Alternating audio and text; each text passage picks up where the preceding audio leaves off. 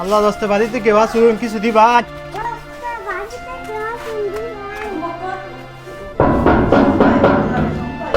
কেউ আসুন গো। তুই কেডা রে? কে লাগিয়া? ঈদের আগে কিছু দিতেন না হেরু মিয়া আপনারা খালি ডিস্টার্ব করুন, জায়গাটুকু যা আছে সব দিয়ে দিছি।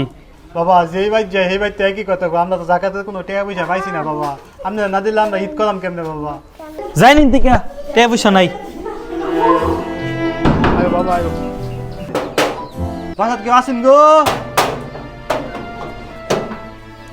বাবা জাকাতটা তো টাকা দিতেন না। আপনার জায়গা পত্র কয়দিন দিয়া এতে দিয়ে দিছি না ওনা বাইরে রাখছি দেওয়ার লাগে। কি আলাপ করুন গো বাবা? শান্তি নাই করলে বাসাত বই থেকে।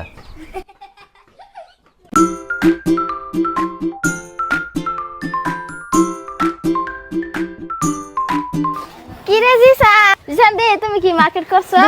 তোর বাপ হইনি, তুই হইনি, তোর এটা কি না ভাবি? যা আব্বা, কি যে সবাই ঈদের মার্কেট করে আলতাছে, তুমি আঙ্গুর ঈদের মার্কেট করে দিতে না? দেম তো মায়া বলনুকে জাকাত দেব। আমরা তো বলনুকে আসাই তাই বলনুকে মার্কেট করা টাকা দিব, জাকাত টাকা দিব, তখন তো আমরা মার্কেট করলাম। সবাই মার্কেট করে আলতাছে। গেছি আমি কয়েক জায়গায় বাবা, তো দিছে না দিব।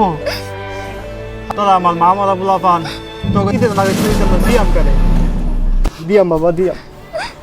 কত জায়গাত গেলাম, কেউ জাকাত ফেচ্ছা দিল না। আল্লাহ গো, তুমি মানুষে এত অসহায় করে দুনিয়াতে পাঠাও।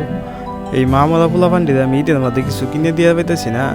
ঈদের দিন সকালে সব পোলাপান নতুন জামা কাপড় পরে ঘুরবো, আর আমার পোলাপান পুরান কাপড় চোপড় পরে ঘুরবো। এই দৃশ্য দেওয়ার থেকে আমার মরে যাওয়া অনেক ভালো। এই যে ধনী মানুষ, আপনার ধন সম্পদের প্রতি কিন্তু গরিবের হক আছে। গরিবের হক নষ্ট করে হজ করবেন, হজের জন্য কিন্তু পরকালে আপনারা জিজ্ঞাসা করা হবে না। কিন্তু আপনি যে গরিবের হক নষ্ট করে হজ করতেছেন, এই জন্য পরকালে আপনাকে জিজ্ঞাসা করা হবে। গরিবের হকটা নষ্ট করেন না। আসেন আমরা সবাই জাকাত দেই এবং অন্যকে জাকাত দিতে উৎসাহিত করি।